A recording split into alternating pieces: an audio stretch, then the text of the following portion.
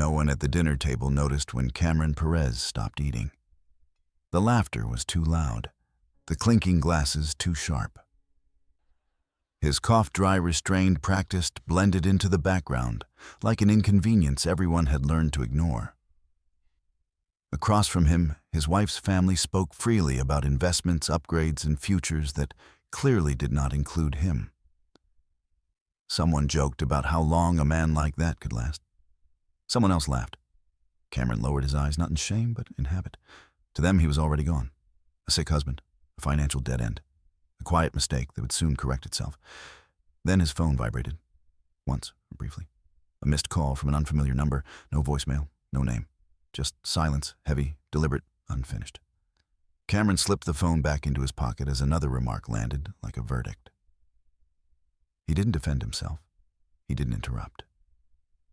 But something subtle shifted inside him, not anger, not fear. Awareness. Because sometimes the truth doesn't arrive with noise. Sometimes it waits until everyone is certain you no longer matter. And when it finally speaks, it changes who gets to laugh last. Before the story goes any further, stay with us. If you're watching from somewhere in the world right now, drop your city and local time. In the comments we read everyone. And if stories about dignity, patience, and quiet justice matter to you, consider subscribing. Not as a click, but as a choice. Cameron Perez had learned early that invisibility was not the same as insignificance. But over time, the world had trained him to confuse the two. He grew up in a narrow brick house on the edge of a working-class neighborhood outside St. Louis, where reliability mattered more than ambition. His father fixed things: air conditioners in the summer, boilers in the winter, anything that broke when money was tight. Cameron inherited the habit without realizing it. Observe quietly, work carefully, leave no mess behind. People remembered him not because he spoke loudly, but because things functioned better after he left. By his late 20s, Cameron was a certified maintenance technician at a regional hospital. It wasn't glamorous, but it was steady. He understood machines the way some people understood moods. When a generator stalled or a pressure valve groaned at the wrong hour, Cameron could hear the problem before anyone else could name it. Nurses trusted him. Doctors nodded at him in passing. Patients rarely noticed him at all. And that was fine until his body began to fail him. The diagnosis came slowly disguised as fatigue. Then pain. Then long pauses between breaths that felt slightly too long. A rare autoimmune condition, chronic and progressive. Treatable, the doctors said. Manageable if caught early. Cameron listened, nodded, asked practical questions. He didn't panic. Panic, he'd learned, never fixed anything. Emily noticed before anyone else did. They had met years earlier at an open house she was hosting for a mid-tier real estate firm. Cameron was there to repair a faulty HVAC system. He remembered how she had offered him bottled water without condescension, how she asked questions instead of filling silences. She laughed easily then. Back then, her warmth felt uncalculated. They married 2 years later in a modest ceremony. No debt, no excess, just plans that made sense. But illness has a way of bending plans quietly. As Cameron's condition worsened, Emily's patience thinned in increments so small they felt justifiable. Missed dinners became awkward apologies. Medical bills replaced weekend trips. Conversations shifted from we to what if. Her family noticed the change before Cameron did. To the Halls, Cameron was never cruel or lazy enough to dislike openly. He was worse inconvenient. He didn't earn enough. He didn't project strength. And now he was sick. Richard Hall spoke in the language of pragmatism. Linda preferred concern, sharpened into suggestion. Mark, Emily's older brother, said little at first, but watched everything, calculated everything. Cameron sensed it before he understood it. The way conversation stopped when he entered the room. The way Emily's parents spoke around him instead of to him. The way Mark's eyes lingered on documents, not faces. Still, Cameron stayed polite, stayed quiet, stayed useful where he could. What they didn't see, what no one bothered to ask, was how much effort that quiet required. Every morning, Cameron woke an hour earlier than necessary. Not to work, to prepare his body. Medication timed precisely. Breathing exercises. Pain mapped and measured so it wouldn't surprise him later. He dressed slowly, carefully, as if his body were a machine that might seize if rushed. At work, he refused special treatment. He still climbed ladders, still crouched under pipes, still stayed late when emergencies demanded it. Pride wasn't the reason. Dignity was. One afternoon, while replacing a fuse in a restricted wing of the hospital, Cameron overheard two administrators discussing staffing reductions. His name came up briefly, not with malice, but with doubt. "He's reliable," one said. But for how long, the other replied. That question followed him home. It followed him to the Hall family gatherings where his presence had begun to feel ceremonial, something tolerated out of politeness, endured out of obligation. At one such gathering, Cameron excused himself to use the restroom and paused in the hallway when he heard his name spoken with unusual clarity. Mark's voice was low, confident. "We need to be realistic," he said. "There are things Emily shouldn't be stuck dealing with when this goes south." Linda murmured agreement. Richard cleared his throat. "Better to prepare," Richard added, "legally, financially." Cameron leaned against the wall, steadying himself, not from pain but from understanding. They weren't speaking out of cruelty. That was the worst part. They were speaking as people who believed they were being sensible. In that moment, Cameron realized something unsettling. He had already been reduced to an outcome. A timeline. A problem to be managed. When he returned to the living room, no one noticed the change in his expression. Emily didn't look up. Mark continued smiling. The evening went on. Later that night, Cameron lay awake, staring at the ceiling fan as it rotated with mechanical indifference. He didn't think about money. He didn't think about betrayal. He thought about relevance, about how easily a life could be discounted when its productivity declined, about how silence once a choice could become a verdict. His phone buzzed again. Another missed call, same number. This time Cameron didn't ignore it. Marriage, Cameron had once believed, was built on shared endurance. Not the dramatic kind, the kind that survived boredom, inconvenience, and quiet fear. For a long time, he thought he and Emily had that. In the early years, they moved like a unit. When Cameron worked late shifts at the hospital, Emily saved dinner. When Emily stressed over listings that fell apart at the last minute, Cameron listened without offering solutions she didn't ask for. They weren't extravagant, but they were aligned. Their plans were modest and mutually understood. The first fracture didn't come with anger. It came with arithmetic. Emily began keeping careful track of expenses. At first, it was practical insurance premiums, deductibles, prescriptions not fully covered. She framed it as responsibility. Cameron appreciated that. He never wanted to be careless with money. He never wanted to be a burden. But gradually, the numbers stopped being neutral. Every new medical bill arrived with a sigh. Every follow-up appointment came with an unspoken calculation. Cameron noticed how Emily's questions shifted, not about how he felt, but how long treatments would last, how often he'd need time off, whether his condition would plateau or decline. Words like risk and contingency crept into conversations that used to be about weekends and vacations. At night, Emily lay on her side of the bed, phone glowing softly in her hands. Cameron pretended to sleep, listening to the rhythm of her breathing change as she read. Sometimes he caught fragments reflected in the screen's glow, articles about long-term care, forums about spouses with chronic illness, financial planning pages that didn't mention love once. When Cameron finally brought it up, he chose his words carefully. "I know this isn't easy," he said one evening. "If you're worried, we can talk about it."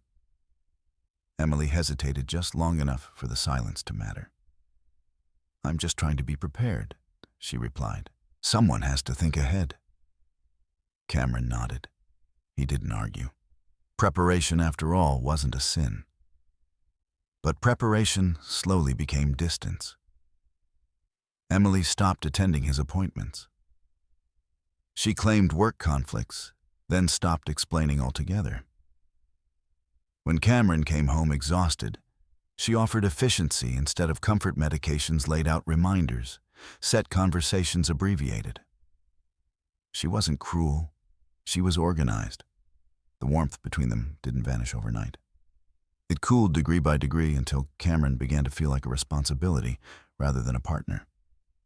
When he reached for her hand, she let him but didn't squeeze back. When he spoke about his fears, she listened but didn't respond. What Cameron didn't know, what Emily never said out loud, was that her family's voices had grown louder as her own uncertainty grew heavier. Richard framed his concerns as parental duty. "You're still young," he reminded her. "You can't put your life on hold." Linda focused on stability. "Love doesn't pay medical bills," she said gently, as if delivering wisdom rather than pressure. Mark was more direct. "I've seen this play out," he told Emily over coffee one afternoon. "People wait too long. They assume loyalty means self-destruction. It doesn't." Emily didn't agree. But she didn't push back either. The idea took root slowly, watered by exhaustion and fear that planning for separation wasn't betrayal, it was survival. A week later, Emily scheduled a consultation with a divorce attorney. She told herself it was only informational. No decisions, no commitments. The attorney's office was calm, neutral, designed to feel safe. Emily appreciated that. She appreciated the attorney's language, measured, non-judgmental, professional. They discussed scenarios, assets, medical debt, timelines. "Is there a rush?" Emily asked, her voice quieter than she intended. The attorney shook her head. "No, but it's wise to understand your position early, especially when health is involved." Emily left with a folder she didn't open. At home, Cameron noticed the change immediately. Not the folder, Emily hid that carefully, but the way she spoke. She became precise, detached. Her questions sounded rehearsed. "What would you do if you couldn't work anymore?" she asked one night casually, as if discussing weather. Cameron answered honestly. "I'd adapt, like always." Emily nodded. She didn't smile. A few days later, Cameron overheard a phone call. Emily stood in the kitchen, back turned, voice low. Cameron wasn't trying to listen. He was just passing by when he heard his name spoken with unfamiliar clarity. "No, I'm not saying now," she said. "I just need to know my options." Cameron stopped, not because of the words, but because of the tone. It wasn't anger. It was distance, sharpened into resolve. He stepped back quietly, the way he did at work, when machines were under stress, careful not to worsen the situation by interfering too soon. That night, Cameron sat alone on the edge of the bed, long after Emily fell asleep. He didn't confront her. He didn't demand explanations. He thought about timing, about how preparation once meant to protect could slowly erode trust without announcing itself. About how silence between two people could grow heavy enough to feel like a decision already made. The next morning, Emily kissed his cheek before leaving for work. It was light, habitual, not unkind. But Cameron felt the shift fully then. The marriage wasn't ending because of anger or betrayal. It was unraveling because one of them had started planning a future that no longer required the other. And Cameron, for the first time, understood that being quiet wouldn't stop it. The Hall family never described themselves as manipulative. They preferred the word practical.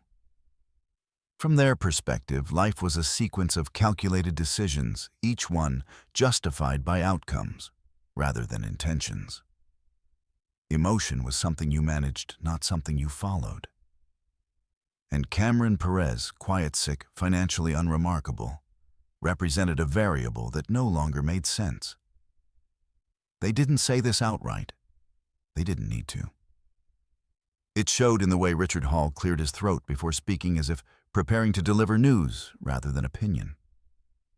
It showed in Linda's concerned expressions that always preceded advice no one had asked for. And it showed most clearly in Mark's confidence, the kind that came from believing he understood the system better than everyone else in the room. The first conversation happened without Cameron present. Emily had stopped by her parents' house after work, intending to stay only a few minutes. But Richard poured coffee. Linda brought out dessert. Mark leaned against the counter with his arms crossed, watching his sister closely. "You look tired," Linda said gently. "This situation is wearing on you." Emily didn't deny it. "You've been strong," Richard added. "But strength doesn't mean sacrificing your future."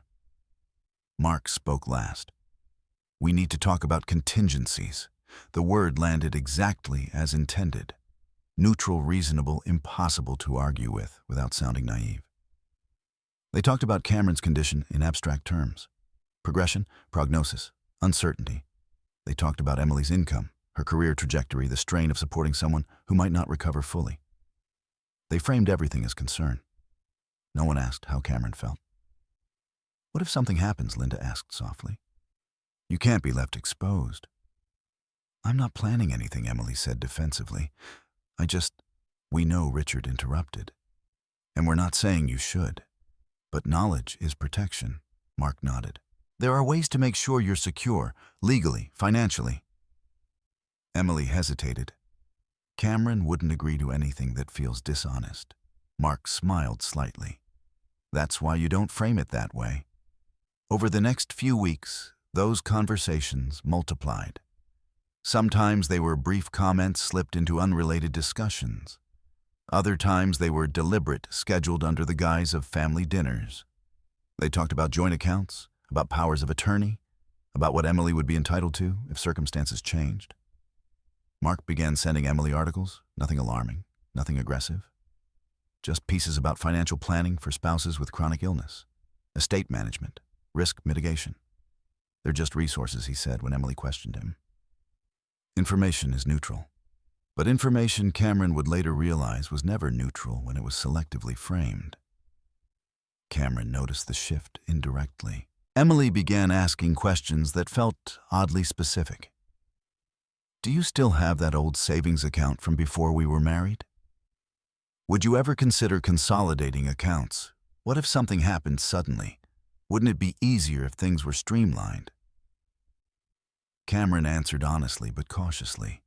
He'd always kept his finances simple, transparent. There was nothing to hide. But something about the timing unsettled him. At one point, Emily handed him a document she described as routine. "It's just an authorization," she said. "In case of emergencies." Cameron read it carefully. Too carefully, perhaps, for her liking. The language was vague, broad. It granted permissions that extended well beyond medical decisions. "I'm not comfortable signing this as it is," Cameron said calmly. Emily frowned. "It's just precaution." "I know," he replied, "but it's not precise." That word, precise, hung between them. Emily withdrew the document without argument, but the tension lingered. Behind the scenes, the Hall family adjusted their approach. "If he won't sign," Mark said during another meeting, "then timing matters." "What do you mean?" Emily asked. Mark shrugged. "I mean, situations resolve themselves. You just have to be ready." Richard nodded slowly. Linda said nothing. Cameron, unaware of these conversations, continued living carefully. He worked. He rested. He followed his treatment plan meticulously. He refused to let illness turn him into someone reckless or desperate.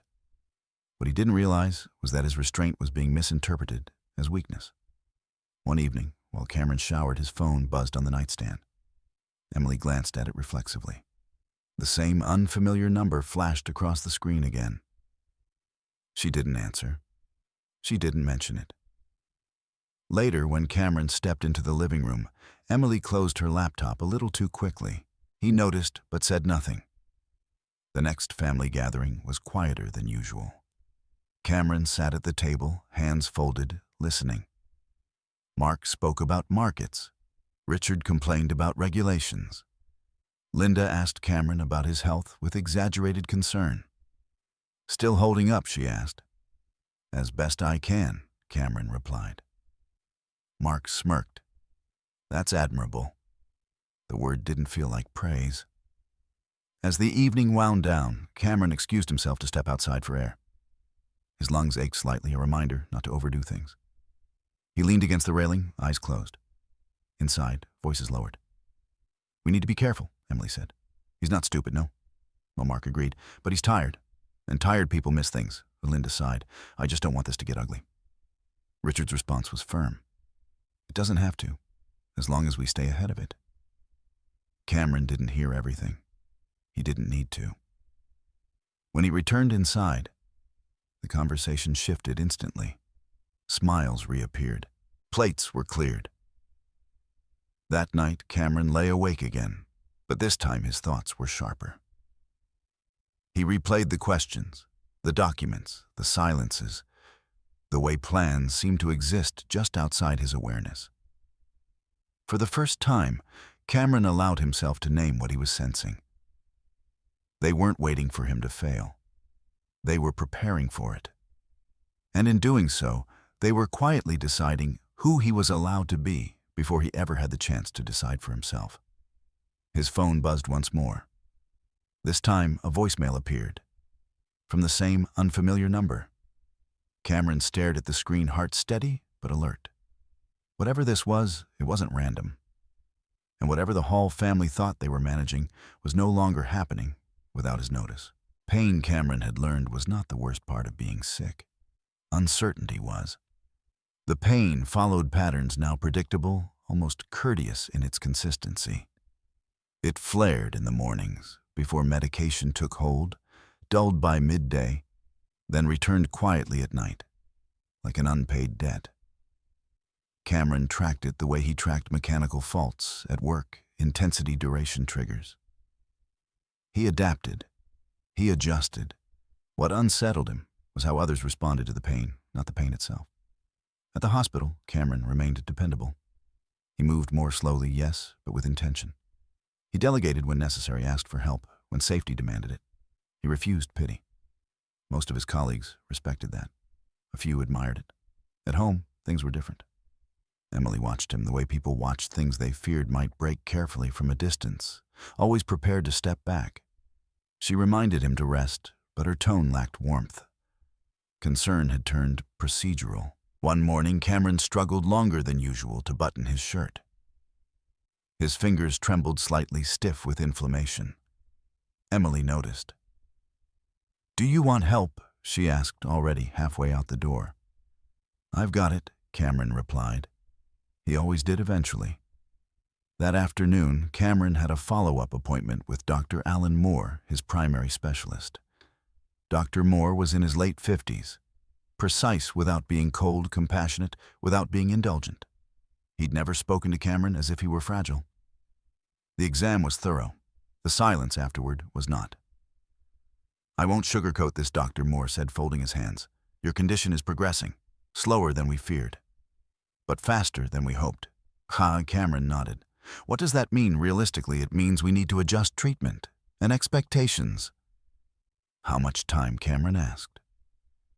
Dr. Moore paused, not for drama, but for honesty. "That's the wrong question. The better one is, how do you want to live with the time you have?" Cameron considered this. "I want to stay useful." Dr. Moore studied him. "That's not what I asked." Cameron exhaled slowly. "I want to stay myself." The doctor smiled faintly. "That's a better answer." They discussed options, medications, lifestyle changes, the possibility, no guarantee, of stabilization. Cameron listened, asked questions, took notes. Before leaving, Dr. Moore added something unexpected. "I've seen patients in your position make decisions that weren't about medicine," he said. "Legal ones, financial ones. Not all of them were wise." Cameron looked up. "Are you saying I should prepare for the worst?" "I'm saying," Dr. Moore replied carefully, "that pressure doesn't always come from illness. Sometimes it comes from people around you reacting to it." Cameron thanked him and left. That evening, Cameron found Emily at the dining table with papers spread neatly in front of her. She looked up quickly when he entered, then began stacking them without explanation. "What's that?" Cameron asked. "Just work," she said. Too quickly. He didn't press. He went to the kitchen, poured water, waited. A few minutes later, Emily slid a document toward him. "I spoke with my parents today," she said. "They think we should consider updating some things, just in case." Cameron scanned the page. It was different from the last one. Narrower, more specific, still broad enough to make him uncomfortable. This gives you control over my accounts, if I'm incapacitated, he said evenly. Emily crossed her arms. I'm your wife. I know, Cameron replied. That's not the issue. Then what is the timing, he said. And the direction? Emily sighed. You're reading too much into this. Am I Cameron? Asked quietly. For the first time in weeks, they looked directly at each other, not as spouses, but as opposing participants in a negotiation neither had named yet. I'm not refusing to plan, Cameron continued. I'm refusing to be erased. Emily stiffened. No one is trying to erase you. Cameron didn't argue.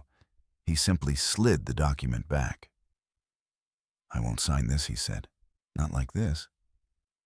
Emily stared at him, her frustration sharp but controlled. You're making this harder than it needs to be. Maybe, Cameron replied. Or maybe I'm making it clearer. That night, Cameron slept poorly. Not because of pain, but because of clarity. The voicemail from the unfamiliar number still sat unopened on his phone. He'd listened to it twice already. Mr. Perez, the voice had said calmly. This is Daniel Foster. I've been trying to reach you regarding a private legal matter connected to your father's estate. Please return my call at your earliest convenience. Cameron hadn't told Emily. Not because he was hiding it, but because he didn't understand it yet. And Cameron had learned the danger of sharing information before understanding its weight. The next day, Cameron noticed something else. Mark Hall showed up at the house unannounced. He brought coffee. He brought conversation. He brought concern. How are you holding up? Mark asked, settling into a chair as if he belonged there. I'm managing, Cameron replied. Mark nodded. That's good. Emily's been under a lot of stress, I imagine, Cameron said. Mark leaned forward slightly. You know, we just want what's best for everyone. Cameron met his gaze. Everyone, Mark smiled thinly. You included? They talked for a while, about nothing, about work, about logistics. Mark asked casual questions, too casual. Had Cameron considered disability options? Did he have long-term coverage? Had he thought about simplifying his finances? Cameron answered minimally, politely. He felt the shape of the conversation before he understood its intent. After Mark left, Cameron sat alone in the quiet house. He replayed everything, the documents, the questions, the meetings he wasn't part of. The way concern had turned strategic. For the first time, Cameron allowed himself to think something that frightened him, not because it was dramatic, but because it was plausible. They were preparing for a version of the future where his voice didn't matter. And unless he chose otherwise, they might succeed. That evening, Cameron called Daniel Foster back. Mr. Foster, Cameron said when the line connected. You said this was about my father. Yes, the lawyer replied, and about a responsibility you didn't know you had. Cameron closed his eyes, not in fear, but in resolve. Whatever this was, he would face it on his terms. Not as a patient, not as a problem, but as a person who still had the right to decide who he was. The past did not arrive all at once. It surfaced the way forgotten rooms do, first as a draft, then as a sound, then as a door you didn't remember locking. Daniel Foster suggested that they meet somewhere neutral. Cameron chose a quiet cafe near the hospital, a place he'd visited countless times without ever needing to stay long. He arrived early, sat with his back to the window, and watched the door with the patience of someone accustomed to waiting. Foster arrived precisely on time. He was younger than Cameron expected, mid-40s, neat, without appearing curated, carrying a slim leather portfolio that looked used rather than impressive. Mr. Perez, he said, offering a hand. Thank you for coming. Cameron nodded.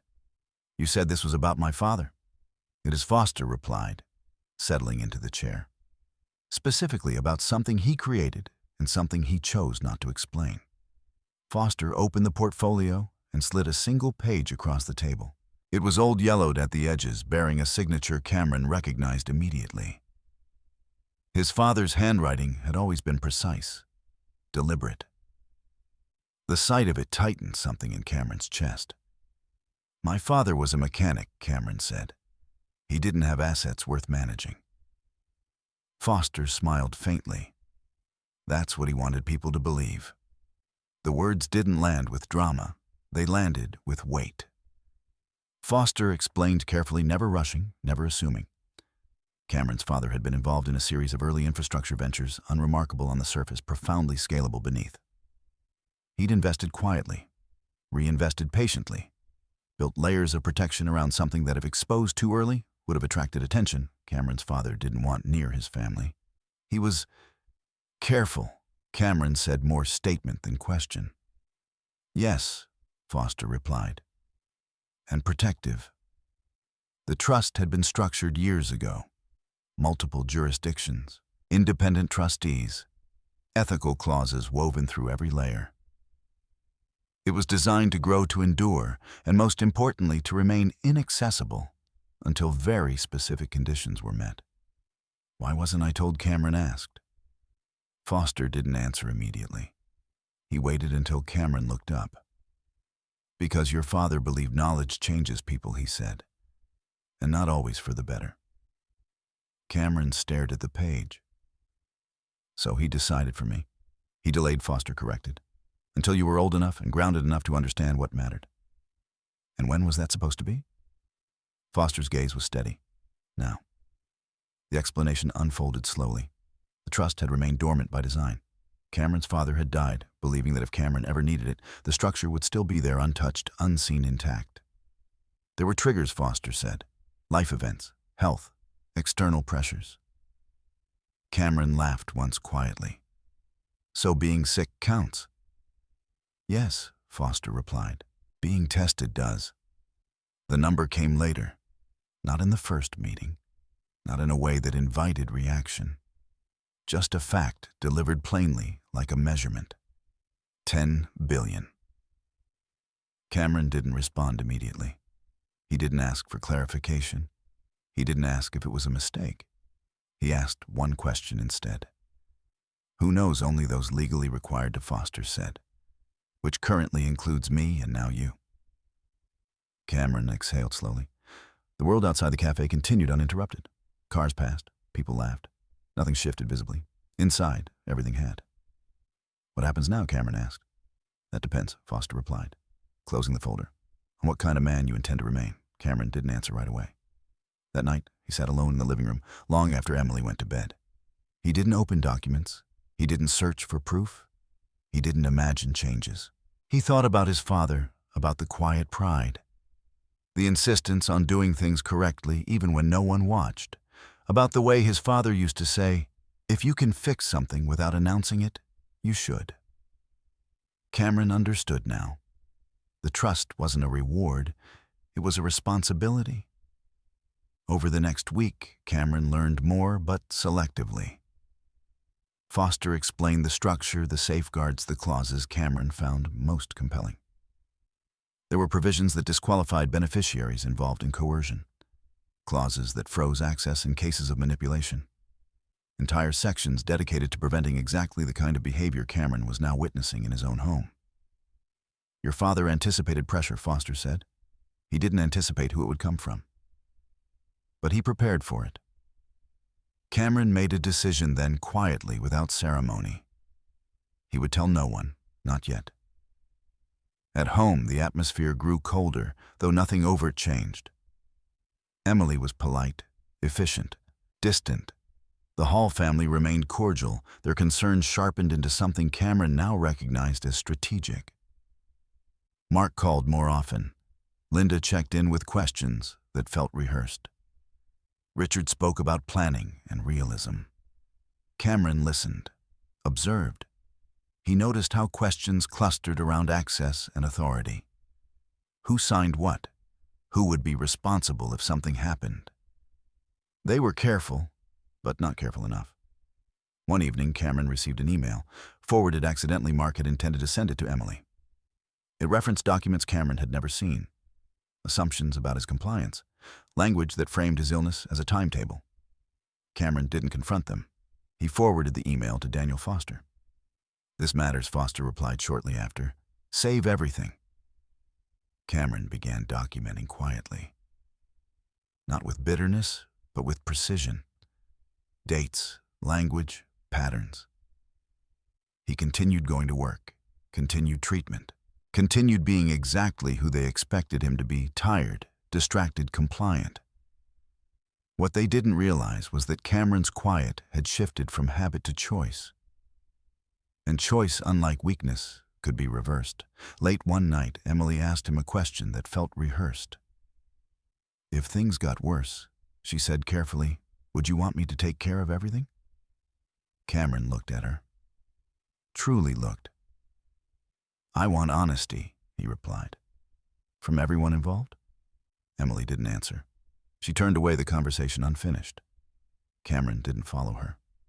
He sat alone instead, thinking about how easily concern could disguise control, about how quickly love could be redefined as management, about how his father had known something Cameron was only now beginning to understand. Power did not announce itself. It waited. And the most dangerous moment wasn't when people underestimated you. It was when they believed you would never notice. Daniel Foster called again 3 days later, not to explain more, but to warn him. "Mr. Perez," he said, his tone measured but firm, "I need you to understand something clearly. Once certain actions begin, they can't be undone quietly." Cameron stood in the hospital's maintenance corridor, one hand resting against a cool, concrete wall. A cart rattled past. Somewhere nearby, a monitor beeped steadily. Life continued in functional rhythms. "What actions?" Cameron asked. Foster paused. "Legal positioning, authority transfers, narratives forming." Cameron closed his eyes briefly. "They're moving faster." "Yes," Foster replied, "and they believe you won't notice until it's too late." That night, Cameron asked Emily to sit with him at the kitchen table. He didn't accuse. He didn't confront. He asked questions. "Have you talked to Mark recently?" he said. Emily hesitated. "Of course. He's my brother." "About me?" Cameron asked. Another pause, longer this time. "He worries," she said carefully. "About what?" Emily's fingers tightened around her mug. "About the future." Cameron nodded. "So do I." He watched her closely, then not for deception, but for alignment. What he saw unsettled him. Emily wasn't lying outright. She was editing. "I had a meeting today," Cameron continued, "with a lawyer." Emily's head snapped up. "What kind of lawyer?" "A trust and estates attorney," Cameron replied calmly. The color drained from her face, just enough to confirm what Cameron already suspected. "Why?" she asked. "Because my father left things unresolved," Cameron said. "Things I didn't know about." Emily leaned back, processing quickly. Too quickly. "Is this serious?" she asked. "It's significant," Cameron said, "but complicated." Emily nodded slowly. "You should have told me." "Should I?" Cameron asked gently. The question hung in the air unanswered. Over the next week, the pressure intensified, not through arguments, but through urgency disguised as care. Linda called to check in. Richard offered to help organize paperwork. Mark suggested a financial advisor he trusted completely. Each conversation nudged toward the same outcome: consolidation, control, simplification. Cameron declined politely, repeatedly. "I'm not ready," he said. "That's understandable," Mark replied, "but time isn't on your side." Cameron smiled faintly. "It never is." Behind the scenes, Foster began preparing. He verified communications, flagged inconsistencies, identified moments where the Hall family's coordination crossed into documentation. "There's intent forming," Foster said during another call. "Not criminal, yet, but strategic," and Emily Cameron asked. Foster hesitated. "She's conflicted." Cameron appreciated the honesty. One afternoon, Cameron returned home earlier than expected. He moved quietly, habit ingrained from years of working around fragile systems. As he passed the study, he heard voices. "Emily, Mark." "He won't sign," Mark was saying, "which complicates things." "You said this would be simple," Emily replied, frustration breaking through. "It would have been," Mark said, "if he were more cooperative." Cameron didn't enter the room. He stood still, listening, not to spy, but to understand. "We can't force him," Emily said. "Not without leverage," Mark finished. "Which is why timing matters." Cameron stepped away before the conversation went further. He didn't feel anger. He felt clarity. That evening, Cameron called Foster. "They're escalating," Cameron said. "Yes," Foster replied, "which means they're close to making a mistake. What kind people make when they assume the other party has no power." Cameron exhaled slowly. "What do you need from me?" Patience, Foster said. "And restraint." Cameron laughed quietly. "I'm good at both." 2 days later, Emily handed Cameron a new document. This one was shorter, cleaner, more carefully written. "It's just temporary," she said, "until things stabilize." Cameron read it fully. He recognized the structure immediately: authority without ownership, control without accountability. "No," he said. Emily's composure cracked. "You're being unreasonable." "I'm being precise," Cameron replied. "This is about protecting us," she insisted. Cameron looked at her, truly looked. "Then why does it only protect one of us?" Emily opened her mouth, then closed it again. That night, Cameron didn't sleep. He sat in the living room, documents spread across the table, not the ones Emily had given him, but the ones Foster had prepared. Timelines, notes, copies of emails forwarded accidentally, patterns emerging with quiet inevitability. At 3 a.m, Cameron made a decision. He would let them proceed. Not because he was weak, but because he was ready. The next morning, Cameron agreed to meet Mark for coffee. Mark arrived confident, relaxed already, convinced the tide had turned. "I think we're close to resolving things," Mark said, smiling. "Everyone just wants stability." Cameron nodded. "So do I." Mark leaned in. "Then let's make this easy." Cameron smiled faintly. "I already have." Mark didn't notice the shift. He talked. He suggested. He assumed. Cameron listened and documented. By the time they parted ways, Mark had said too much, promised too much, assumed too much. That evening, Foster called again. They crossed a line, he said. Not publicly, but definitively. Cameron felt no triumph, only readiness. "What happens now?" Cameron asked. Now Foster replied, "We wait for them to formalize what they've already implied." Cameron looked around the quiet house, at the life he'd built, the marriage now suspended between care and control. He understood something then with absolute clarity. This was no longer about money. It was about authorship, about who got to define his ending. And Cameron Perez was no longer willing to let anyone else write it for him. The truth did not arrive as a revelation. It arrived as a system. Daniel Foster laid it out over 2 long meetings, neither of which felt dramatic. There were no celebratory gestures, no promises of transformation. Just structure, precedent, and intent, explained with the patience of someone who understood that power, when misunderstood, could do more harm than good.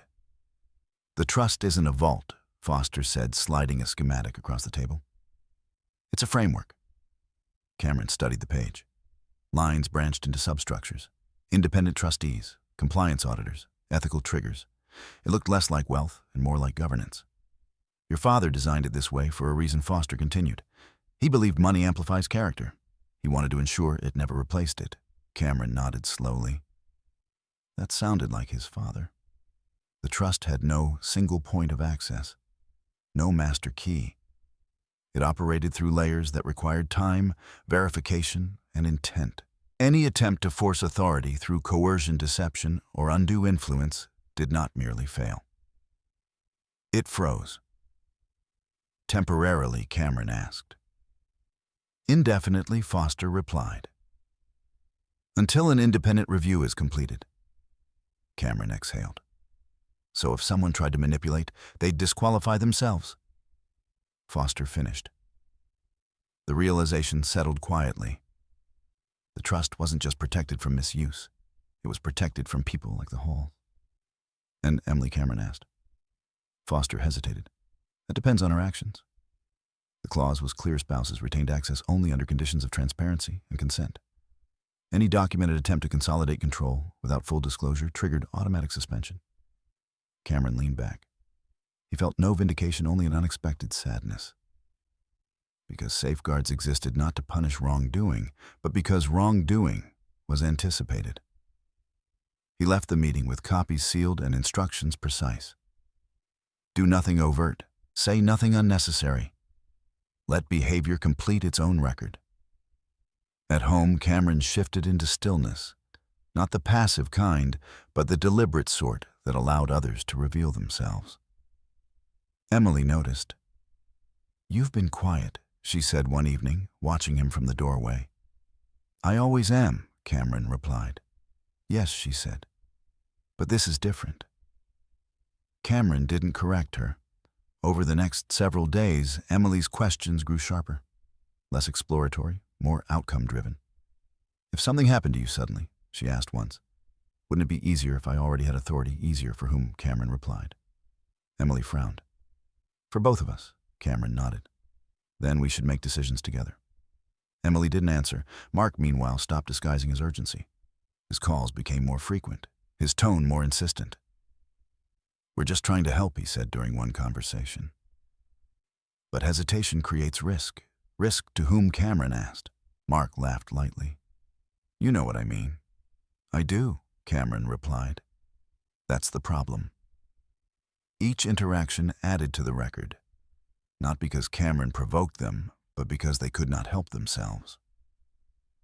The closer they believed they were to control, the less careful they became with language. One email arrived late at night, sent by Mark to Emily and accidentally copied to Cameron. It referenced contingency authority and timing considerations, tied explicitly to Cameron's health trajectory. Cameron forwarded it to Foster without comment. Foster replied minutes later, "This is significant." The following weekend, the Hall family invited Cameron to dinner.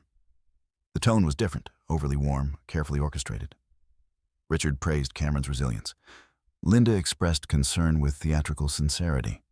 Mark spoke of family unity. Cameron listened. At one point, Linda placed a hand over his. "We just want you to feel supported," she said. Cameron met her eyes. "Support doesn't require control." The table fell silent for a moment too long. Emily cleared her throat. "No one is talking about control." Cameron smiled faintly. "Then we're aligned." After dinner, Emily followed him into the hallway. "You embarrassed them," she said quietly. "I stated a boundary," Cameron replied. "There's a difference." Emily shook her head. "You're making this adversarial." Cameron looked at her carefully. "I didn't start that." That night, Cameron reviewed the trust documents again, not for reassurance, but for responsibility. He lingered on a section his father had annotated personally, a note preserved in legal transcription. "If the day comes when silence is mistaken for consent, remember restraint is not surrender." Cameron understood now why the trust had waited. It wasn't waiting for him to be wealthy. It was waiting for him to be tested. The next move came from Emily. She sat him down the following morning, papers neatly stacked, her tone measured but resolute.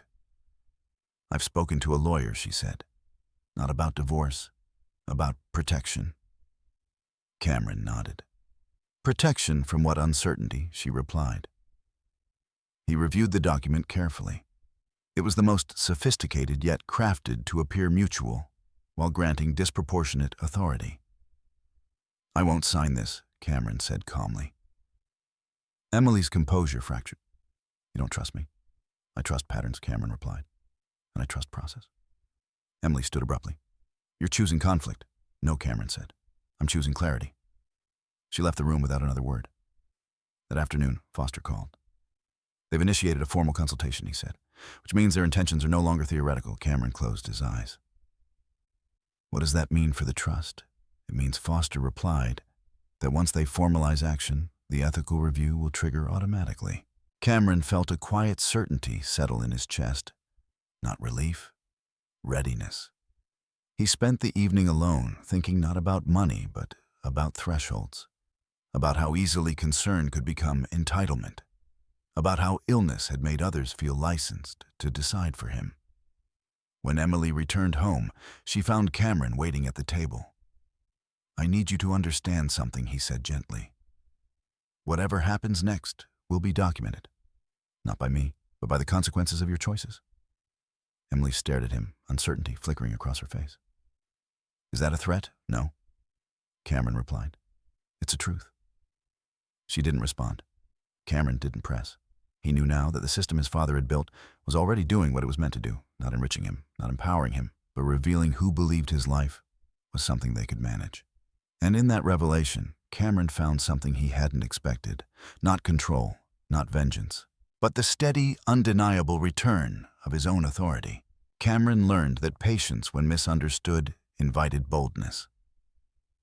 Once the Hall family believed he had reached the limits of his resistance, their caution eroded. What had once been framed as conversation became coordination. What had once been suggestion hardened into expectation. Mark stopped asking permission. He called Cameron one morning without preamble.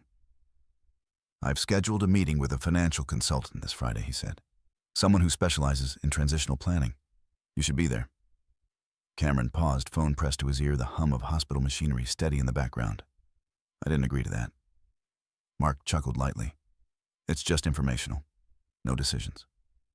Cameron smiled faintly. "Then it won't matter if I don't attend." There was a brief silence. Mark recovered quickly. "You're overthinking this." "Possibly," Cameron replied, "but I won't be attending." After the call ended, Cameron sent a short message to Daniel Foster. "They're assuming authority." The reply came quickly. "Good. Let them." Over the next week, the pressure intensified in subtler ways. Emily began coming home later, often distracted, often exhausted. When Cameron asked about her day, she offered summaries rather than stories. She was no longer confiding, she was managing. At dinner one night, she mentioned something casually. "Mark thinks it might be smart to consolidate accounts just for oversight." Cameron didn't look up from his plate. "Mark isn't a signatory." Emily stiffened. "He's family." "So am I," Cameron replied evenly. Emily pushed her chair back slightly. "Why are you being like this?" Cameron met her eyes. "Consistent." She didn't respond. The following day, Cameron received a notification from his bank. An alert he had set years earlier and never thought he'd need. Someone had attempted to inquire about modifying access permissions. The request had been denied, automatically flagged for review. Cameron stared at the screen for a long moment. Then he forwarded the alert to Foster. "This is the mistake," Foster replied. "Document everything. Do not confront." Cameron complied. He noticed other things too. Mark's language changed.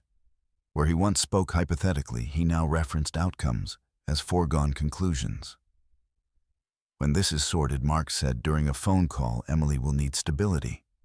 Cameron corrected him gently. "Emily already has stability." Mark laughed. "You know what I mean." "I do," Cameron said. "That's why I'm correcting you." That evening, Cameron arrived home to find Emily on the couch, her phone pressed to her ear. She ended the call quickly when she saw him. "Everything okay?" Cameron asked. "Yes," she said. "Too fast." He didn't press. Instead, Cameron did something unexpected, even to himself. He agreed to one meeting. Not the consultant Mark suggested, but a neutral mediator recommended by Foster. Cameron framed it as clarity. Emily agreed, visibly relieved.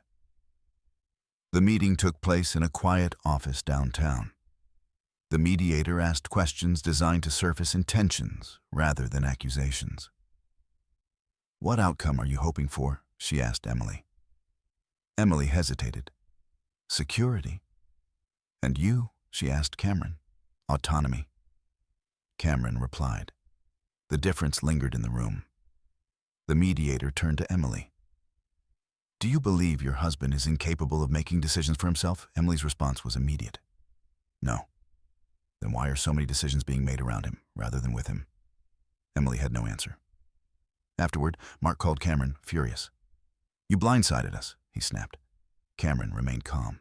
"I clarified boundaries. You're making things difficult," Mark said. "I'm making them accurate," Cameron replied.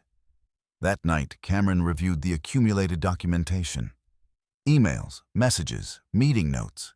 Patterns had solidified into something unmistakable. Coordinated intent to assume control without consent. It wasn't illegal yet. But it was no longer ambiguous. Foster called the next morning.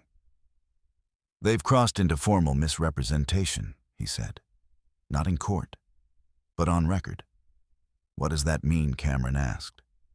It means the ethical review will trigger once they file anything official, Foster replied. And based on what you've documented, they won't pass it. Cameron closed his eyes briefly. He felt no satisfaction, only a sober recognition of inevitability. Later that day, Emily handed Cameron another document, this one presented with visible tension. It's just a temporary arrangement, she said, until things are resolved. Cameron read it slowly. He recognized the tactic, immediately provisional authority with renewal clauses that assumed incapacity. No, Cameron said. Emily's voice rose. You're not listening, I am, Cameron replied. I'm just not agreeing. Emily slammed the folder shut. Then what do you want? Cameron considered the question carefully. Transparency and time. You don't have time, Emily said sharply. The words hung between them, unintended, revealing. Cameron looked at her, not with anger, but with clarity. That's not for you to decide. Emily turned away, tears forming not of grief, but of frustration. That evening, Mark made his final mistake. He sent an email intended for a legal consultant, but copied Cameron by accident. It outlined a proposed timeline for authority transfer, explicitly referencing Cameron's declining capacity and the need to act before resistance escalates. Cameron didn't reply. He forwarded it to Foster. Foster called immediately. That's it, he said. They've formalized intent. What happens now? Cameron asked. Now Foster replied, we allow them to proceed. Cameron sat alone in the quiet house after the call ended. He thought about his father's trust, not the money, but the foresight. About how systems existed not to punish, but to reveal. He realized something profound. Then the Hall family believed they were winning, because Cameron hadn't fought them. They mistook restraint for surrender. They didn't understand that Cameron's silence wasn't absence. It was positioning. When Emily returned home later that night, Cameron didn't mention the email. He didn't mention the review. He didn't mention the trust. He simply said, whatever you decide to do next will have consequences. Emily looked at him, startled. Is that a warning? It's an observation, Cameron replied. She searched his face for something: anger, fear, uncertainty. She found none, and for the first time she looked unsettled. Cameron turned off the lights and went to bed, his body tired, but his mind steady. He knew what was coming, not because he controlled it, but because he had finally stopped preventing others from revealing who they were. Cameron did not confront the email. He did not mention it to Emily. He did not ask Mark for clarification or challenge the assumptions written so plainly between the lines. He understood now that exposure did not come from accusation, it came from record. Instead, Cameron adjusted his behavior in ways so subtle they appeared accidental. He stopped declining meetings outright. He began responding with neutral acknowledgments. When asked to review documents, he asked for copies rather than originals. When Emily proposed timelines, he requested details in writing so he wouldn't forget. When Mark suggested calls, Cameron asked to follow up by email because his medication made him tired in the evenings. Each request was reasonable. Each response was polite. And each one created a trail. Daniel Foster coached him carefully. Let them believe they're clarifying, he said. What they're actually doing is defining intent. Cameron followed instructions with the same precision he used at work. He cataloged emails by date and sender. He saved voicemail transcripts. He took notes after conversations, times, phrases, implications. Nothing dramatic, nothing exaggerated. Just facts. At the hospital, Cameron continued his routine. He fixed what broke. He checked systems others ignored. He smiled at nurses. He declined accommodations politely. If anyone noticed the strain, they didn't comment. That was important. Appearances mattered not for pride, but for consistency. Emily noticed the change in him before anyone else did. You seem calmer, she said one evening. I feel clearer, Cameron replied. She studied him, uncertain. About what? About what matters, he said, and what doesn't. Emily didn't like that answer. 2 days later, Mark invited Cameron to lunch. Not a discussion, just catching up. Cameron agreed. They met at a quiet restaurant downtown. Mark ordered confidently, spoke expansively, laughed easily. He spoke of stability, of protecting Emily, of being realistic about outcomes. "I know this is uncomfortable," Mark said, leaning back, "but you have to see it from our side." Cameron nodded. "Which side is that?" Mark waved a hand dismissively. "The side that doesn't want chaos." "And you believe I create chaos?" Cameron asked. Mark smiled thinly. "I think uncertainty does." Cameron asked one question, then softly, casually, "If I were fully healthy, would we be having this conversation?" Mark hesitated just long enough. "That's not the point," he said. Cameron nodded again. "It is to me." After lunch, Cameron wrote a brief summary of the conversation and emailed it to Mark. He thanked him for meeting and outlined the key points discussed, including Mark's suggestion that decisions be made before uncertainty escalates. Mark replied quickly, "Looks fine." Cameron forwarded the exchange to Foster. "Excellent," Foster replied. That acknowledgement matters. Back at home, Emily grew increasingly restless. She rearranged schedules, pushed conversations forward, asked questions with visible urgency. "We need to decide something," she said one night. "This limbo isn't sustainable." Cameron met her gaze. "Then let's be transparent." Emily's jaw tightened. "I am being transparent." "Then let's include everyone," Cameron replied. "Lawyers, mediators, neutral parties." Emily shook her head. "That complicates things." "Only if there's something to hide," Cameron said calmly. The next morning, Cameron received a formal notice. Emily had initiated a legal consultation regarding temporary guardianship considerations. The language was careful, non-accusatory, but the intent was unmistakable. Cameron forwarded the notice to Foster. Foster called within minutes. "They've done it," he said. "This triggers the review." "What does that involve?" Cameron asked. "Independent assessment," Foster replied. "Medical, psychological, ethical, and full audit of communications." Cameron closed his eyes briefly, not in fear, but in relief. "Do I need to do anything?" he asked. "Yes," Foster said. "Nothing." The assessment process unfolded quietly. There were no dramatic confrontations, no public filings, just requests for records, clarifications, timelines. Emily was asked to provide documentation supporting her concerns. Mark was asked to submit communications related to financial planning. Richard and Linda were interviewed separately. Cameron answered his questions directly. He provided medical records, employment history, documentation of capacity. He did not editorialize. The contrast was stark. Mark's explanations shifted slightly each time they were asked. Emily's timelines changed under scrutiny. Richard emphasized concern without specifics. Linda framed intent without evidence. Patterns emerged. One afternoon, Cameron was asked to attend a brief evaluation.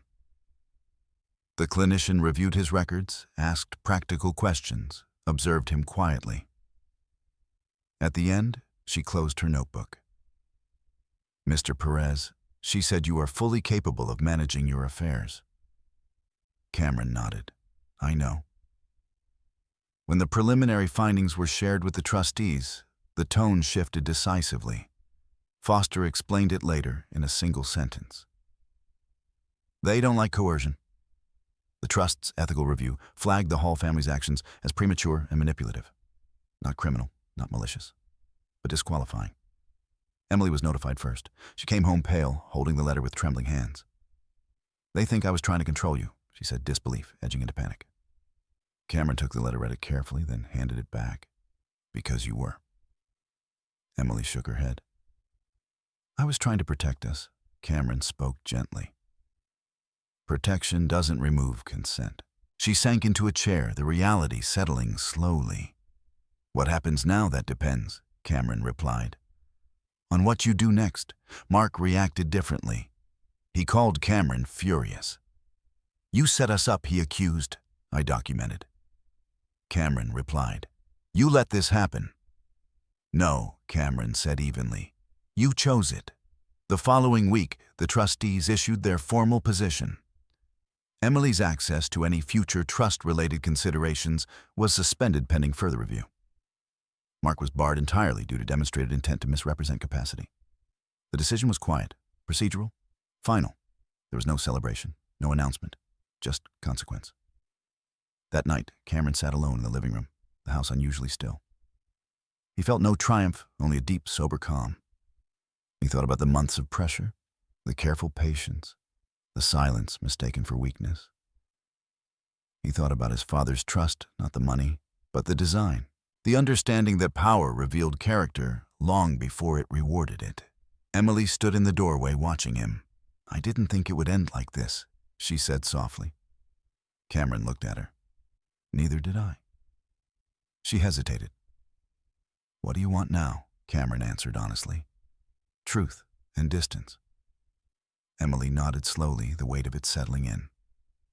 Cameron turned off the light and went to bed. For the first time in months, his body still ached.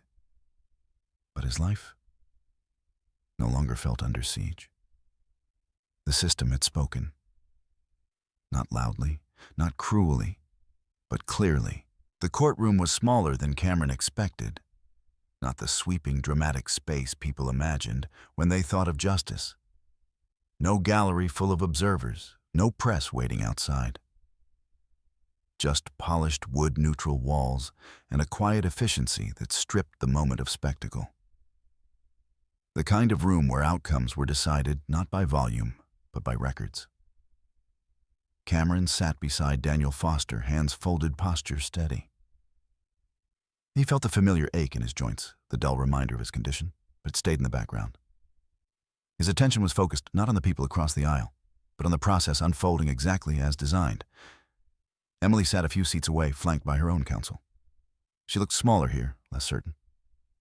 Mark sat behind her jaw, gnawed tight, his confidence replaced by irritation. Richard and Linda occupied the back row, whispering occasionally, their faces set in practiced concern. The judge entered without ceremony. This was not a trial. It was a proceeding, technical, procedural, restrained. A review of authority capacity and intent. The kind of legal moment that favored preparation over performance. Daniel Foster spoke first. He did not raise his voice. He did not accuse. He presented timelines, emails, meeting summaries, bank alerts, document drafts. Each piece introduced with context, each implication allowed to stand on its own. Cameron watched as the narrative assembled itself, not as a story of betrayal, but as a pattern of assumption. Opposing counsel responded carefully. They spoke of concern, of fear, of uncertainty, of a wife under pressure and a family trying to prepare for the worst. The judge listened, asked questions, requested clarification.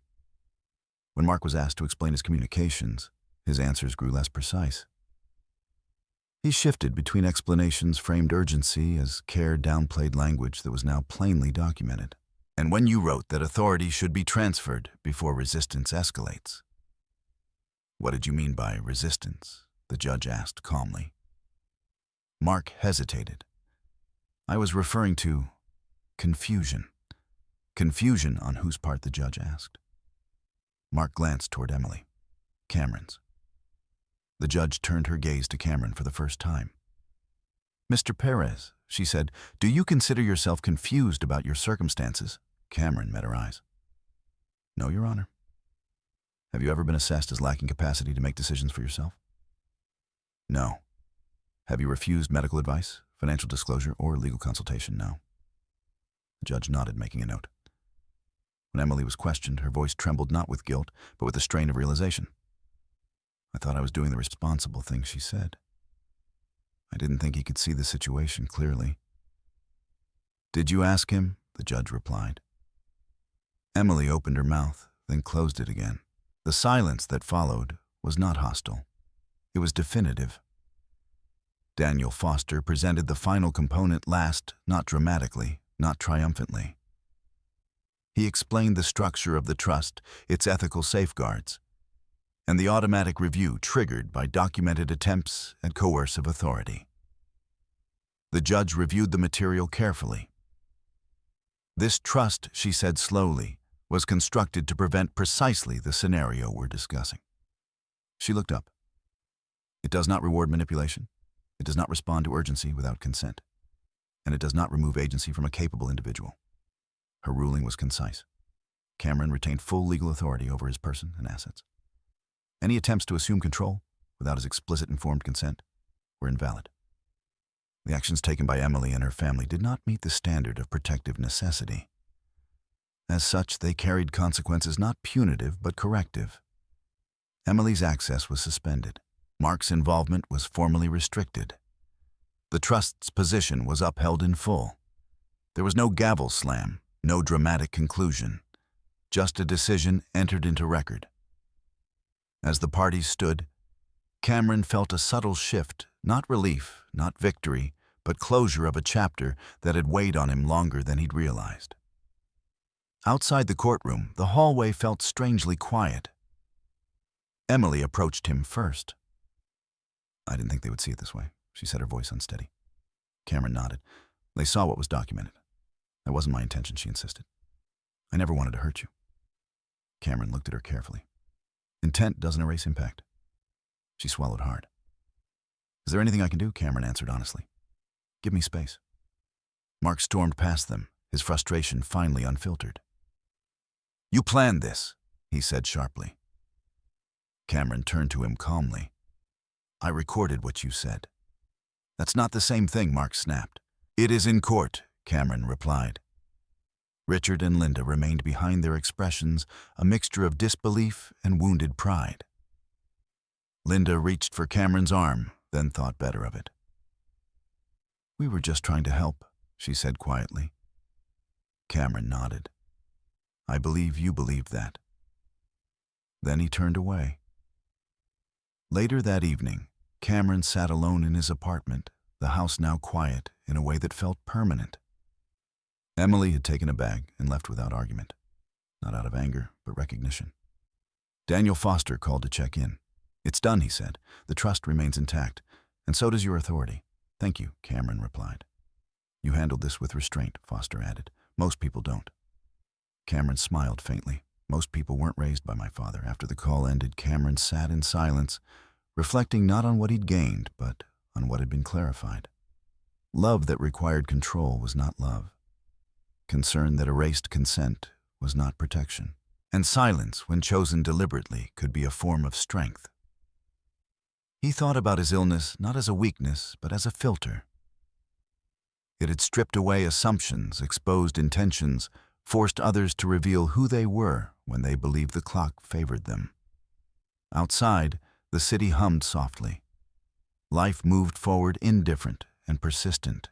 Cameron stood stretched carefully and turned off the lights. Tomorrow would bring new decisions. Not dramatic ones, ordinary ones. And for the first time in a long while, Cameron would be the one making them without interference, without urgency imposed by fear.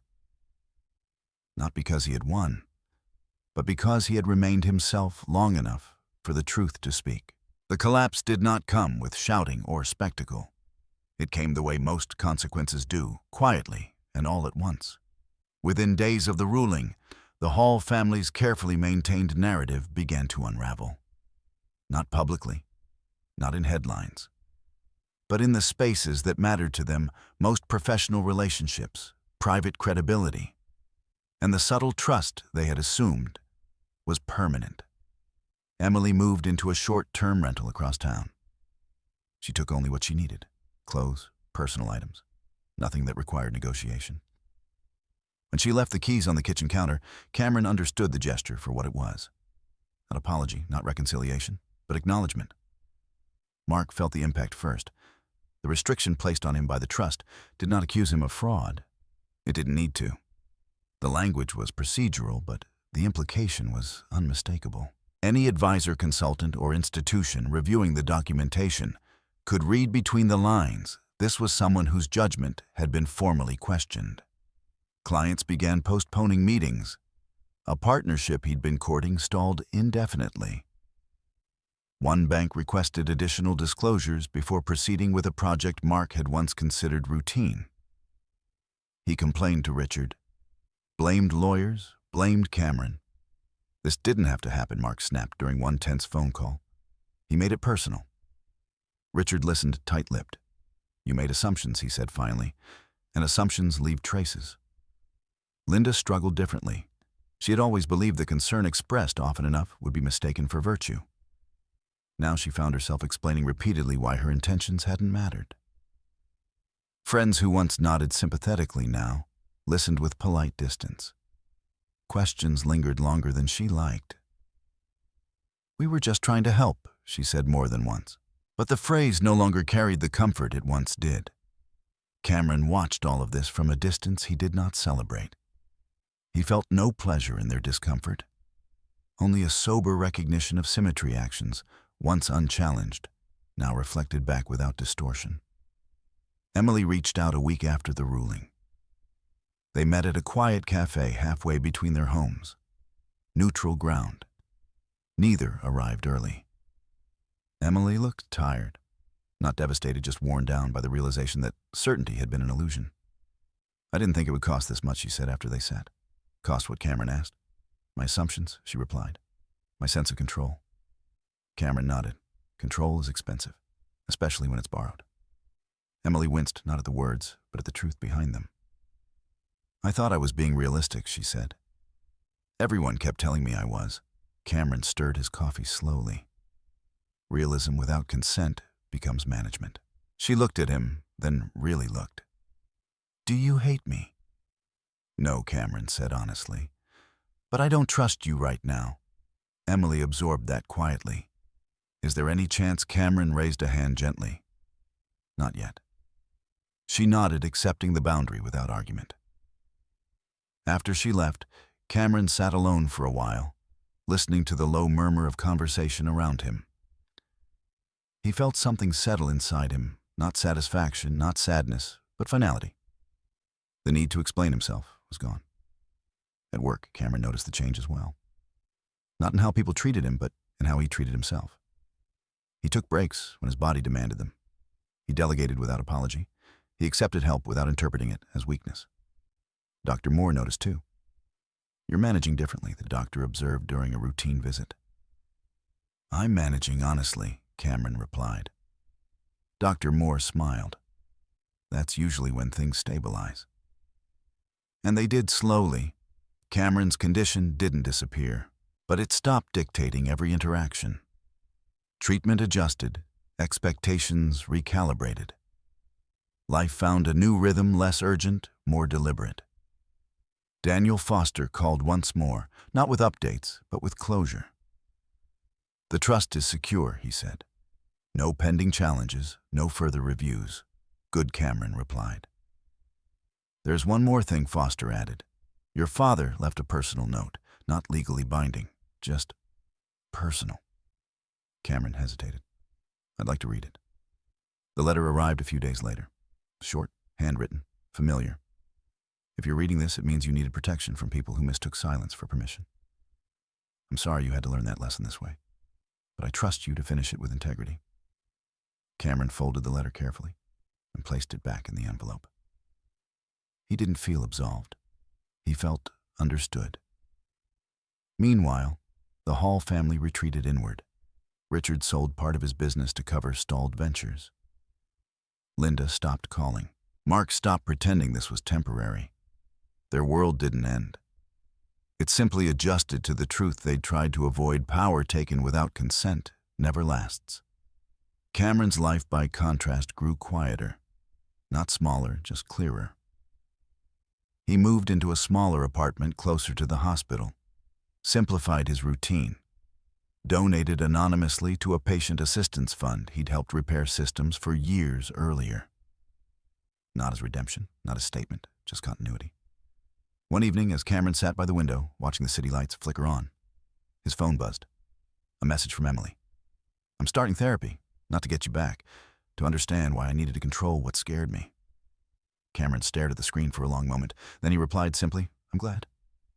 He set the phone down and returned to the window. For the first time since his diagnosis, Cameron felt no urgency to prove anything. Not strength, not resilience, not value. Those things, he realized, didn't require demonstration. They required alignment. The collapse had happened not because he pushed, but because he stopped holding everything together for others. And in that release, something unexpected had emerged. A life no longer managed by fear. A future no longer negotiated through pressure. A self no longer diminished by silence. Cameron turned off the light and went to bed. Not victorious, just intact. The conversation Cameron had avoided for weeks arrived without warning, not as confrontation, but as inevitability. Emily asked to meet again 2 weeks after their last conversation. Not by phone, not through a lawyer, in person. Her message was brief, careful, and free of expectation. I don't want to fix anything. I just want to speak honestly. Cameron agreed. They met in the same cafe as before, though this time the air between them felt different, less charged, more final. Emily arrived early, hands wrapped around a mug she hadn't touched. When Cameron sat down, she looked up slowly, as if rehearsing composure. "I won't take much of your time," she said. "You can take the time you need," Cameron replied. Emily nodded, then exhaled. "I've been trying to understand when things change between us." Cameron listened. He didn't interrupt. "I tell myself it was the illness," she continued, "that the pressure made me practical. But I don't think that's the truth." "What do you think is?" Cameron asked gently. "I think I panicked," she said. "And instead of sitting with fear, I tried to control it. And you." The admission didn't surprise Cameron. But it mattered that she said it. "I didn't stop loving you," Emily added quickly. "I just stopped trusting that things would be okay." Cameron nodded. "Those aren't the same thing," Emily swallowed. "I treated your illness like a countdown, like time belonged to me if I planned fast enough." "That's what hurt the most," Cameron replied. "Not the fear, the assumption." Emily looked down. "I know." They sat in silence for a moment, the clink of cups and low conversation around them, filling the space neither rushed to occupy. "I'm not here to ask for forgiveness," Emily said finally. "I don't think that's fair to you." Cameron appreciated that. "Then why are you here?" Emily met his gaze. "Because I need to say this out loud. I chose control over partnership. And that choice ended our marriage long before any legal process did." Cameron absorbed the words. "They didn't reopen wounds. They closed them." "I've spent a lot of time thinking about what I lost," Emily continued. "And it wasn't the life I was afraid of losing. It was the version of myself I thought I was protecting." Cameron spoke quietly. "Fear convinces us that management is care." Emily nodded. "I see that now." She reached into her bag and placed a folded document on the table. "It's the final paperwork," she said. "I've signed everything. No contest, no conditions." Cameron didn't touch it immediately. "Why?" "Because dignity doesn't survive negotiation," Emily replied. "And you deserve yours." The statement lingered between them, not as reconciliation, but as recognition. Cameron finally took the document and folded it into his jacket. "Thank you." Emily exhaled, as if releasing something she'd been holding too tightly for too long. "There's one more thing," she said. "My family. They still believe you humiliated them." Cameron smiled faintly. "I didn't." "I know," Emily said. "But they don't." "That's not my responsibility anymore," Cameron replied. Emily nodded, accepting the boundary without protest. They finished their drinks in silence. When Emily stood to leave, she hesitated. "I hope you heal," she said. "In every way." "So do I," Cameron replied. She left without looking back. Cameron remained seated for a few minutes, not lost in thought, but settled in it. He felt no urge to revisit the past, no need to reframe events. The story had concluded where it needed to. That afternoon, Cameron met with Daniel Foster one final time. They reviewed the finalized documents, confirmed closures, and ended the professional relationship with mutual respect. "You handled this without spectacle," Foster said. "That's rare." Cameron smiled. "Spectacle requires an audience. And you didn't want one, Foster said. No, Cameron replied. I wanted clarity. On the walk home, Cameron moved slowly, mindful of his body, but not constrained by it. He passed a small park where a father helped his daughter ride a bike. He paused not out of longing, but observation. He understood something then with striking calm. The marriage hadn't failed because of illness. It had failed because illness revealed priorities that had never been tested before. At home, Cameron sorted through old belongings. He boxed photographs carefully, not to erase memory, but to respect it. He kept a few, let others go. That evening, Emily sent one final message.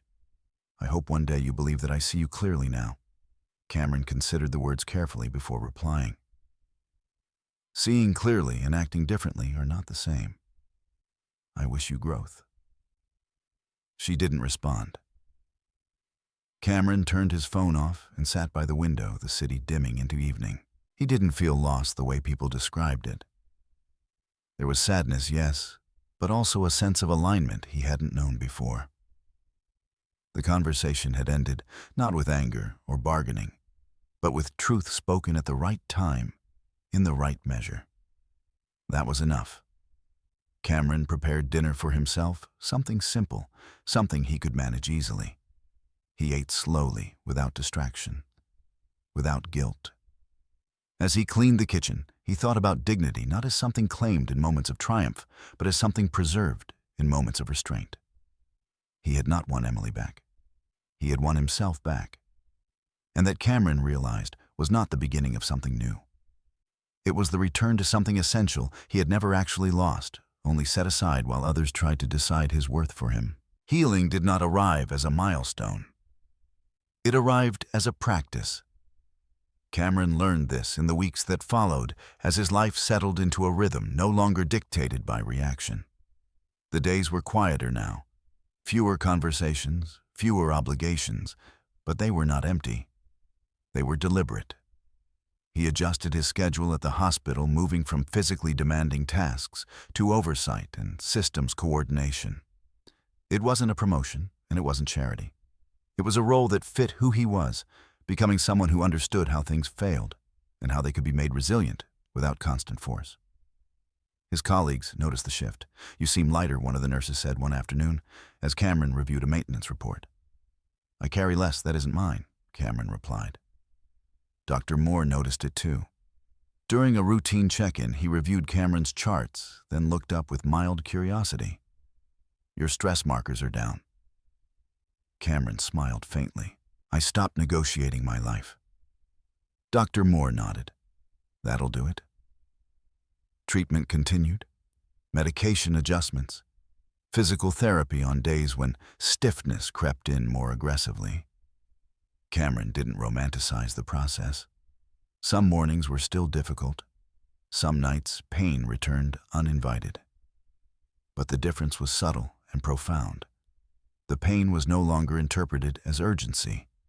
He no longer felt pressured to prove endurance. At home, Cameron simplified everything. He sold furniture that carried too many memories, gave away items he no longer needed. He wasn't erasing his past, just reducing its noise. He found peace in small routines, early walks, when his joints allowed it. Reading without distraction, cooking meals that respected his body's limits, rather than defying them. One afternoon, Cameron received a letter forwarded by Daniel Foster's office. It wasn't legal, it wasn't financial. It was informational, a summary of charitable vehicles the Trust made available should Cameron ever choose to engage with them. Cameron read it once, then set it aside. Weeks passed before he returned to it. The idea came not from ambition, but from familiarity. There was a wing at the hospital Cameron knew better than most, a cluster of older rooms where outdated systems caused frequent disruptions. It served patients who stayed longer, often those without strong insurance coverage. Cameron had fixed the same issues there dozens of times over the years, always patching rather than replacing. He reached out quietly, not to administrators, to a facilities manager he trusted. What would it take, Cameron asked, to upgrade the infrastructure permanently? The manager blinked. A budget we don't have. Cameron nodded. If you had it. The answer came quickly. 6 weeks, maybe less. Cameron didn't announce anything. He worked with Foster to establish a small, anonymous grant through a foundation the trust supported. No name attached, no ceremony, just funds allocated precisely where they were needed. The upgrades began quietly. New systems replaced old ones. Downtime dropped. Patients noticed not the money, but the stability. One nurse mentioned it in passing. Whoever did this understood what actually mattered. Cameron smiled and returned to work. Healing, he realized, was not about becoming visible. It was about becoming aligned. Emily did not contact him again. That was a relief, not a wound. Cameron hoped she was doing the work she claimed she'd begun. But he no longer needed confirmation. He saw her once unexpectedly across a parking lot near the cafe where they'd last spoken. They didn't approach each other. They didn't wave. Cameron felt no resentment, just distance that felt appropriate. Mark and the rest of the Hall family faded from relevance entirely. Cameron heard through indirect channels that Mark had taken a position elsewhere, lower profile, less autonomy. Richard's business stabilized after downsizing. Linda stopped attending social functions where questions followed her too closely. Their lives continued. So did Cameron's. One evening, Cameron received a handwritten note from an address he didn't recognize. Inside was a brief message from a patient's family, someone whose hospital stay had been extended months earlier due to complications. They didn't mention money. They didn't know about it. They wrote about fewer interruptions, about nights that felt calmer, about machines that worked when they needed them most. Cameron folded the letter carefully and placed it in a drawer beside his father's note, not as proof, as reminder. Later that night, Cameron stood by his window, watching the city settle into darkness. He thought about how easily wealth could distort intention and how carefully it had been designed, in his case, to prevent that distortion. The trust had not changed him. It had revealed him.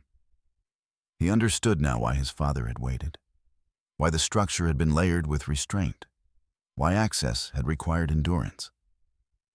This was not money meant to rescue someone from weakness. It was responsibility meant to find someone who would not confuse power with entitlement. Cameron's body still carried limits. He did not pretend otherwise.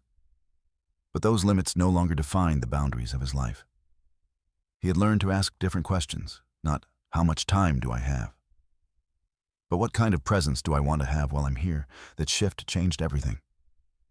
As the weeks passed, Cameron found himself sleeping more soundly, laughing occasionally unexpectedly, feeling moments of ease without suspicion.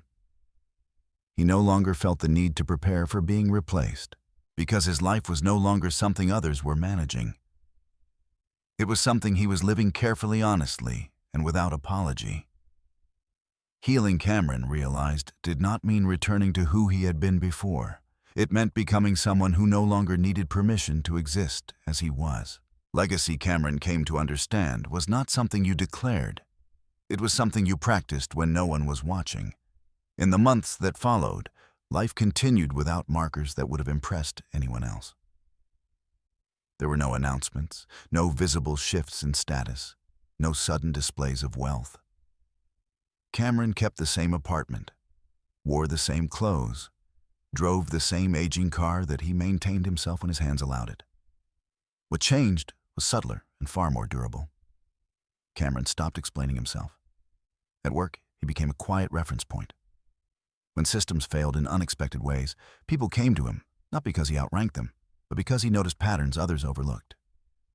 He asked questions that slowed panic. He suggested fixes that lasted. When a junior technician once apologized for asking too many questions, Cameron replied, "Curiosity prevents catastrophe." The word stuck. Outside the hospital, Cameron chose his commitments carefully. He declined invitations that felt performative, accepted only those that felt purposeful. When Foster reached out about expanding charitable efforts, Cameron was clear. "I'm not interested in scale," he said. "I'm interested in precision." So they worked that way. Small initiatives, specific needs, projects that removed friction rather than creating dependence. Cameron reviewed proposals quietly, always asking the same question. Does this preserve dignity? If the answer wasn't clear, the project didn't move forward. He never attached his name. Once a board member suggested recognition might inspire others. Cameron shook his head. If inspiration requires my name, it's not about the work. That conviction extended inward as well. Cameron continued therapy not for trauma, but for calibration. He learned to distinguish compassion from self-erasure, to recognize when patience became avoidance, to speak sooner, not louder, when boundaries mattered. His health stabilized in ways Dr. Moore described as unexpected, but welcome. Not remission, not miracle, balance. You're responding better than projected, the doctor said during a follow-up. Cameron smiled faintly. I stopped living like I was replaceable. Dr. Moore nodded. That changes the nervous system more than people realize. One afternoon, Cameron returned to his childhood neighborhood. The brick house was gone, replaced by a new development that felt too clean, too symmetrical. He stood across the street longer than necessary, not searching for memory, but acknowledging foundation. His father had not taught him how to be rich. He had taught him how to be unmovable. Cameron understood now that the trust fund, vast and carefully protected, was not the legacy. It was the safeguard around it. The real inheritance was discernment, the ability to endure pressure without surrendering authorship, the refusal to confuse silence with consent or power with worth. Late one evening, Cameron received an email from Emily. It was the first in the months. I wanted you to know I didn't contest anything, not out of fear, out of respect. I'm learning what accountability looks like when no one is watching. Cameron read it once. He did not reply immediately. When he did, his message was brief. I hope you continue. Growth doesn't need witnesses. He sent it without expectation. Cameron no longer needed closure from others. He had become someone who could carry truth without weaponizing it. On a quiet Sunday morning, Cameron walked through the hospital wing that had been renovated months earlier. Machines hummed steadily, lights stayed on. The air felt balanced, cool, consistent, unremarkable. That was the point. A nurse passed by and smiled. Everything's been running smoothly, she said. Cameron nodded. That's how it should be. As he turned to leave, he caught his reflection in a glass partition. Older, thinner, still marked by illness. But his posture was different. Grounded. Cameron realized then that the most radical thing he had done was not defending himself. It was refusing to become what others expected him to be when they believed time was on their side. He had not sought justice loudly. He had not punished. He had not replaced cruelty with control. He had simply allowed systems, legal, ethical, human, to function as intended. And in doing so, he preserved something most people lost long before money entered the picture. His name, not his reputation, his authorship. That night, Cameron sat by his window one last time before sleep. The city stretched out before him, imperfect, alive, ongoing. He did not know how many years remained, but he knew exactly how they would be lived. Not managed, not negotiated, not diminished. With presence, with restraint, with dignity intact. And that Cameron understood was the only legacy worth protecting. Some stories don't teach us how to win. They teach us how to remain whole. Cameron's journey isn't about money inheritance or even betrayal. Those are just the surface events. At its core, this story is about what happens when a person is slowly reduced to an assumption. When illness, silence, or kindness are mistaken for weakness. When others begin to plan your life as if you are already absent. The most painful truth Cameron learns is not that people can be selfish. It's that fear often disguises itself as concern, and control often hides behind the word protection. The people who hurt him didn't see themselves as villains. They believed they were being practical. And that's what makes it dangerous, because harm done without cruelty is harder to recognize and harder to stop. But this story also reminds us of something deeply hopeful. You don't need to become loud, cruel, or ruthless to reclaim your dignity. Cameron doesn't fight with anger. He doesn't humiliate anyone. He doesn't rush to prove his worth. Instead, he does something far more powerful. He stays honest, patient, and precise. He lets truth reveal itself. He lets systems work. And most importantly, he refuses to abandon himself just to keep the peace. There's a lesson here for anyone who has ever felt underestimated, sidelined, or quietly erased. Your value does not disappear just because others stop seeing it. Your silence is not consent. And dignity is not something you demand, it's something you preserve. Real justice doesn't always arrive with applause. Sometimes it arrives quietly when you finally stop negotiating your right to exist as a full human being. If this story resonated with you, take a moment to reflect. Have you ever stayed silent to avoid conflict only to realize later that silence cost you more than speaking up? Would have shared your thoughts in the comments. Your perspective might be exactly what someone else needs to hear right now. And if you're drawn to stories about moral awakening, quiet strength, and justice without cruelty, consider subscribing to the channel. Not as a favor, but as a way to support stories that remind us who we are when no one is watching.